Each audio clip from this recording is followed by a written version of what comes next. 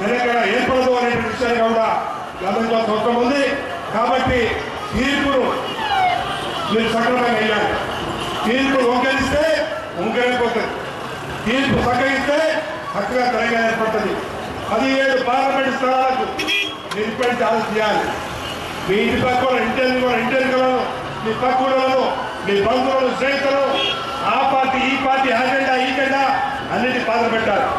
కాబట్టి జాతీయ పార్టీ అంకిత భావంతో 3 రాష్ట్రాలు ఇచ్చిన పార్టీ ఒక్క సాగుబాబు కాకుండా పార్లమెంట్లో ప్రవేశపెట్టే బిల్లుకు మీరందరూ కూడా మద్దతు తెలపాలంటే మీ మద్దతు చేయి చెప్పి కాదు, కాలు చెప్పి కాదు, ముందెత్తి కాదు, ఓట్లేసి పార్లమెంట్ 17 స్థానాలు మీరు పంపించగలిగితే ఆ ధైర్యాన్ని ఇప్పటికే మీరు మొదలు పెడితే భారతీయ జనతా పార్టీ ఆశీర్వదిస్తేనే తెలంగాణ ఏర్పడుతుంది, లేకపోతే ఏర్పడుతున్న విషయాన్ని మీరందరూ కూడా గుర్తుంచుకోవాలి. ముఖ్యంగా యువకులు విద్యార్థులు అనేక రోజుల నుంచి తమ చదువులకు గండి కొట్టి కళాశాలను బయటకు చేసి కాలేజీలు పోకుండా విస్తృతంగా ఉద్యమంలో పాల్గొని పరీక్షలు దూరంగా ఉండి మరి ఉద్యోగాలు దూరంగా ఉండి అదేవిధంగా ల్యాబ్లో పోకుండా మరి వాళ్ళ పరీక్షలు రాయకుండా దూరంగా ఉంటే ఇంకో పక్క బలదుగా ఇంకో పక్క మరి విస్తృతంగా ప్రతి యొక్క ప్రాంతం నుంచి దోచే డబ్బులు మొత్తంగా కూడా విస్తృతంగా ఖర్చు పెడుతూ ఉద్యమాన్ని అంచడం కోసము అనేక శక్తులు పనిచేస్తున్నాయి. విషయాన్ని గుర్తించుకోవాలి. ఉద్యమం సోదరు మాట్లాడి